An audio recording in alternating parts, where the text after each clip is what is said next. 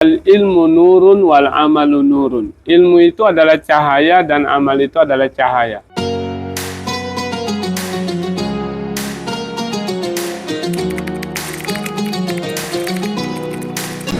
Bismillahirrahmanirrahim. Assalamualaikum warahmatullahi wabarakatuh.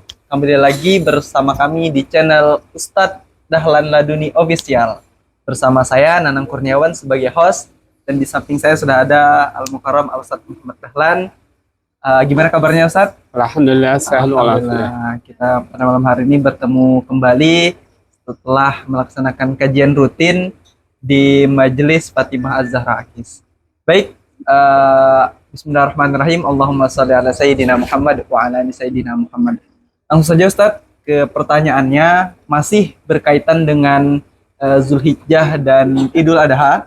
Ustadz, pada hari raya Idul Adha banyak fenomena yang terjadi di kalangan anak muda, terususnya kami yang para jomblowers filah ini Ustadz, yang kesiangan mungkin Ustadz. Mungkin karena tidak ada yang bangunkan, mungkin ada yang merantau keluar kota, sehingga pada saat habis sholat subuh tidur dan mau melaksanakan sholat Idul Adha kesiangan. Nah, apakah boleh kita sholat Idul Adha itu sendirian Ustadz? Assalamualaikum warahmatullahi wabarakatuh. Bismillahirrahmanirrahim. Alhamdulillahirabbil alamin. Allahumma shalli ala Sayyidina Muhammad wa ala ali Sayyidina Muhammad. Ini pertanyaan yang sangat baik dan bagus, karena mungkin diantara khususnya bagi kalangan umat Islam, apalagi Batam ini daerah industri, orang bekerja. Mungkin ada yang pulang kemalaman, kemudian tahu-taunya besok pagi dia sholat subuh, kemudian tidur lagi, bangunnya kesiangan. Bolehkah orang mengerjakan sholat Idul Adha dengan tanpa mengikuti berjamaah di masjid atau di lapangan?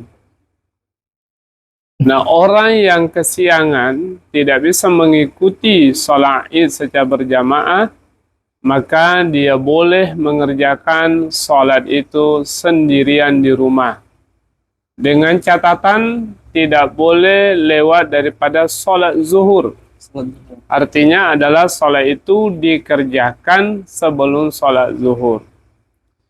Kaifiat pelaksanaan sholat Id, baik berjamaah ataupun sendirian, itu pada dasarnya tidak ada yang berbeda.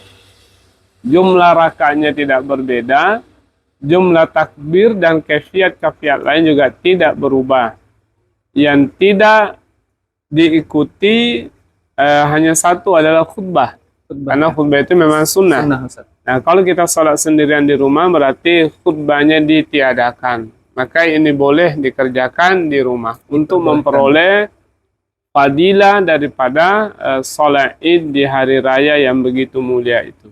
Paling cuma tidak dapat pahala berjamaahnya aja Ustadz ya? Iya benar. Nah, Ustadz, berarti boleh Ustadz ya kesimpulannya? Boleh. Kita mengerjakan sholat Idul Adha sendiri di rumah. Berarti begitu juga di Idul Fitri Ustadz? Begitu juga. Jadi ada tambahan, sholat sunnah itu ada dua macam. Ada sholat sunnah yang disyariatkan berjamaah, dan ada sholat sunnah yang tidak disyariatkan berjamaah. Oh, iya. Nah, yang disyariatkan berjamaah itu diantaranya adalah dua sholat Id, Idul Adha dan Idul Fitri, dan sholat minta hujan, kemudian sholat gerhana matahari dan bulan. Ini perintah syariatnya sunnah untuk diberjamaahkan. Tapi ketika ada kondisi yang tidak kita duga, apakah kita terlambat, apakah kita tidak bangun malam, atau mungkin ada hal-hal yang lain yang tidak bisa kita elak halangan tersebut. Nah, jangan sampai kita kehilangan fadilah di hari raya itu, maka kerjakanlah dengan cara sendirian di rumah. Itu dibenarkan. Baik Ustaz.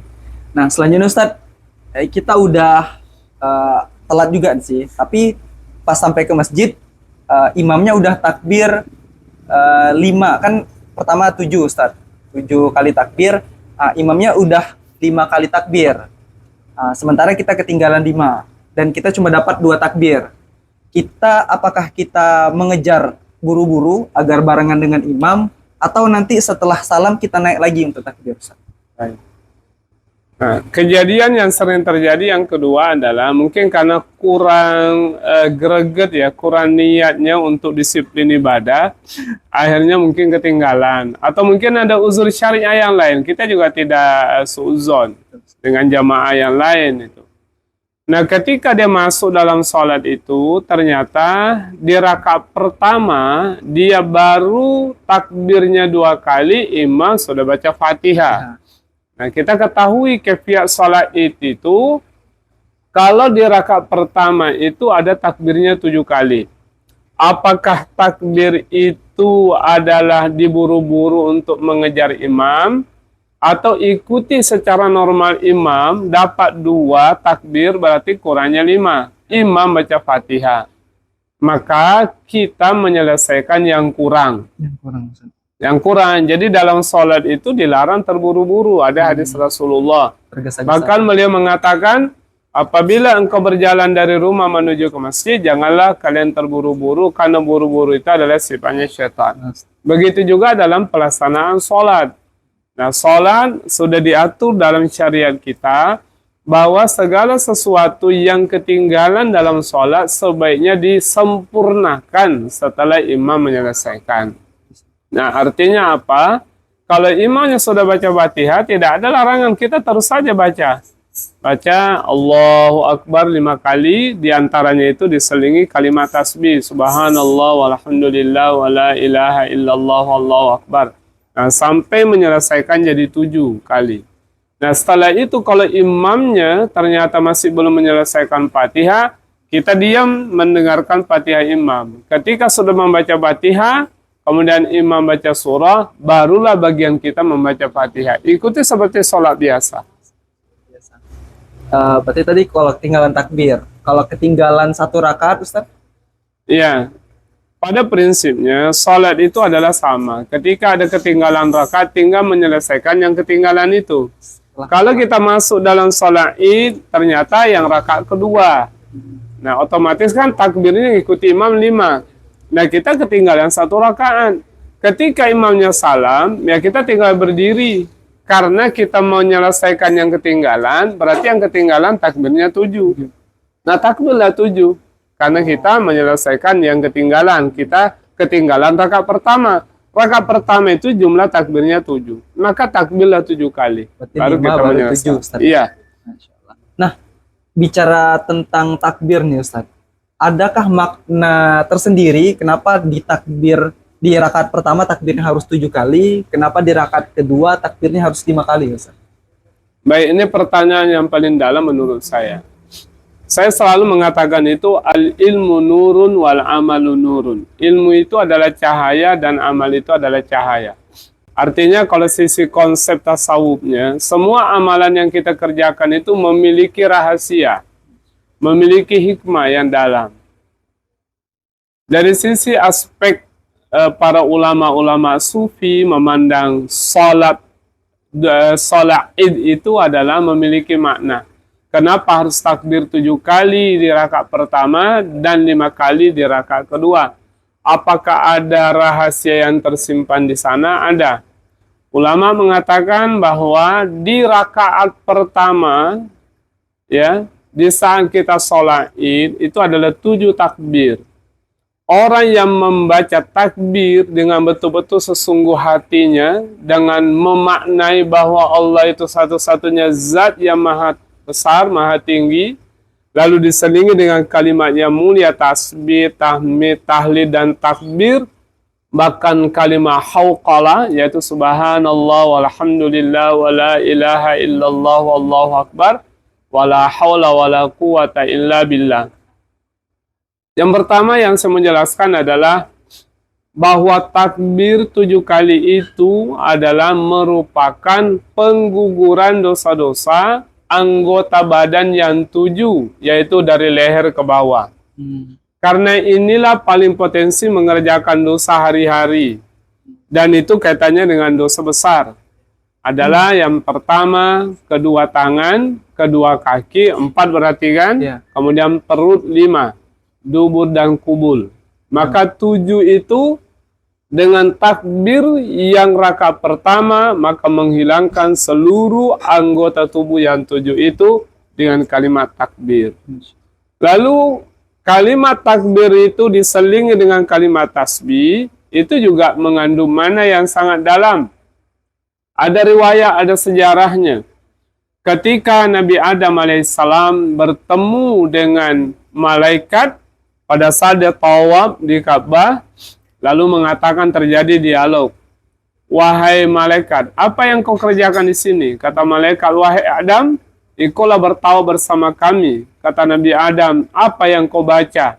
Kata para malaikat, kami membaca diajarkan oleh Allah adalah kalimat tasbih, subhanallah walhamdulillah, wa la ilaha illallah wallahu akbar. Kata Nabi Adam, kalimat itu belum sempurna. Engkau tambah lagi kalimat la haula wala quwata illa billah. Setelah kejadian ini, malaikat menambah. Maka terjadilah bacaan kalimat itu, ada penambahan. Subhanallah, walhamdulillah, wa la ilaha illallah, wallahu akbar. Setelah beberapa lama, kemudian di zamannya Nabi Ibrahim, ketemu lagi malaikat yang sedang tawaf. Nabi Ibrahim tanya, apa yang kau baca? Dulu kami membaca kalimat tasbih, ketemu dengan kakeknya manusia, nenek moyangnya manusia Nabi Adam, maka kami disuruh menambah dengan kalimat la haula wala quwata illa billah. Kata Nabi Ibrahim, masih kurang. Sempurnakan dengan kalimat sedikit lagi adalah aliyyil azim. Maka kalimat ini subhanallah walhamdulillah wa la ilaha illallah wallahu akbar wa la haula wala quwata illa billahil aliyyil azim, yang dibaca ketika kita sholat id di antara takbir 1, takbir kedua dan ketujuh, itu adalah bacaannya para malaikat, bacaannya Nabi Adam, dan bacaannya Nabi Ibrahim alaihissalam.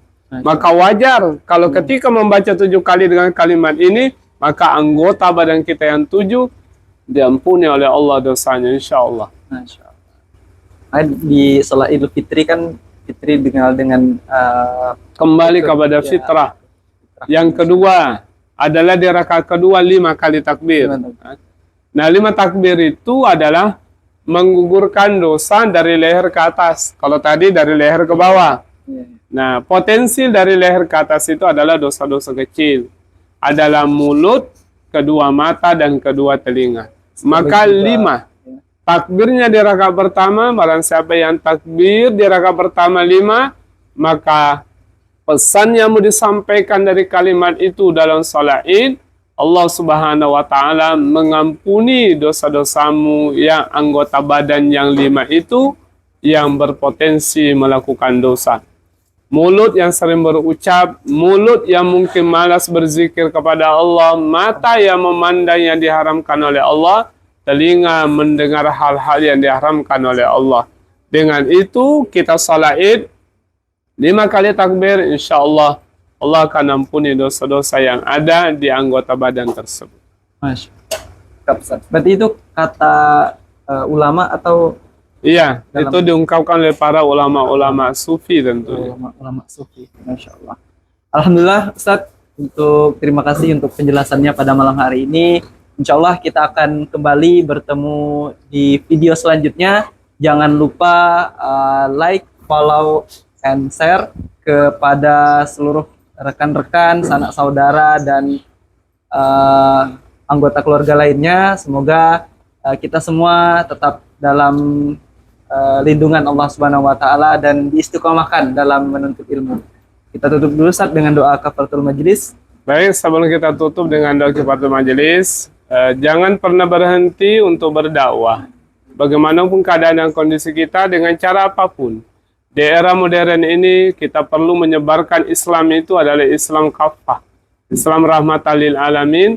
Nilai-nilai ibadah yang kita kerjakan yang diajarkan oleh Nabi kita Muhammad SAW tidak hanya mengantarkan kita untuk menyelesaikan kewajiban, tetapi adalah memaknai ibadah itu yang sangat dalam agar kita dekat dan kenal dengan Allah Subhanahu wa taala dan termasuk menggugurkan semua dosa-dosa kita.